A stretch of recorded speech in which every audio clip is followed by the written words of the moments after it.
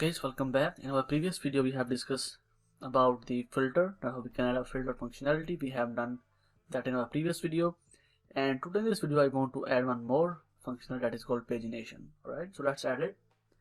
So first of all I go back to my product controller, and I have to first of all create here a variable called const results per page, like how many products I want to display on my page. For example, I want to display only 4 results per page, just an example.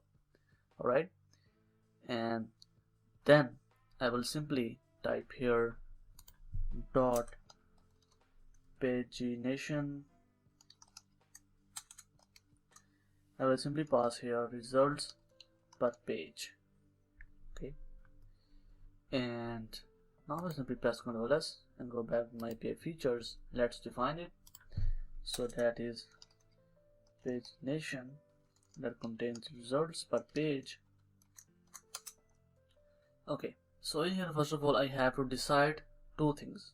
First of all, const what is the current page. So we can get it by using the number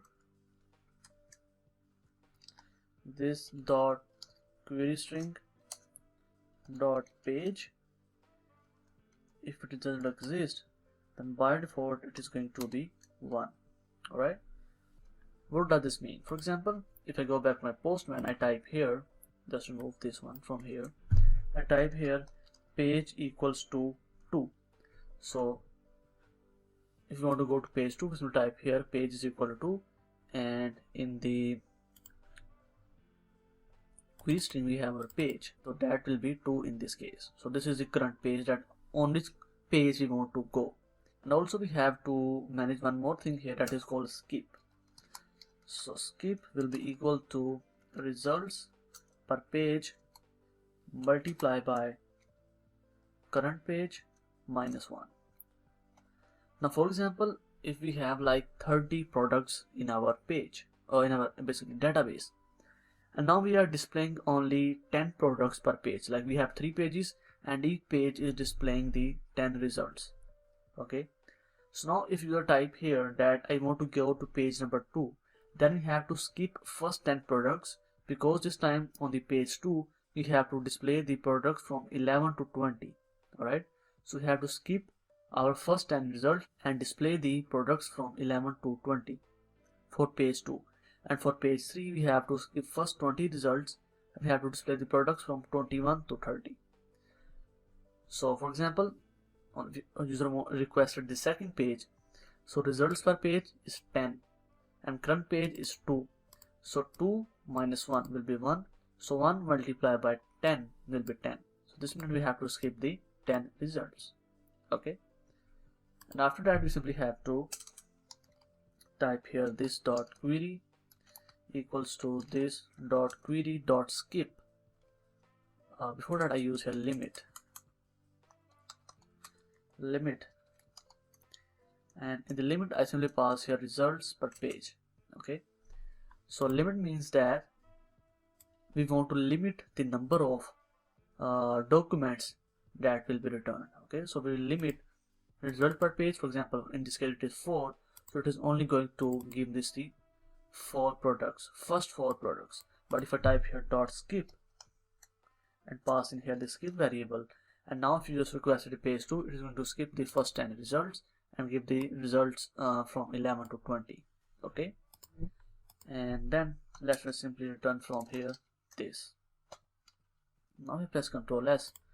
So now in this case we have only requested the 4 results per page. So we go to the postman and type here page is equal to 2. Let's type here page is equal to 1, or I simply remove it, press press send. You can see that we only get here 4 products. So that is scan USB, and last product is the Apple AirPods.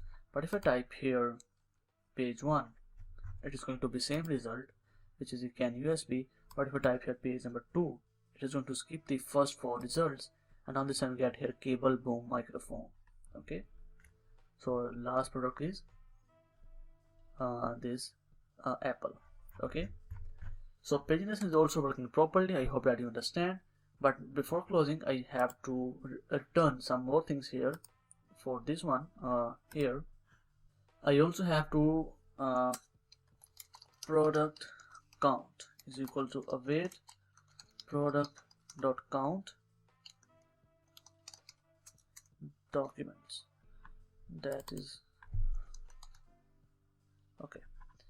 So when we implement the pagination on the front end, we have to give the total number of products in the database. Okay, so we have to give all those products also. That's why we have to manage one more thing here, that is product count.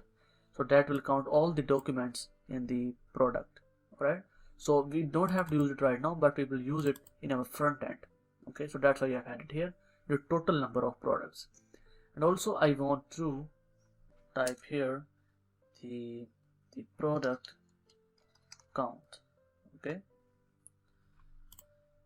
all right, so let's control S. So now we have added our all features in this API: search functionality, filter, and the pagination.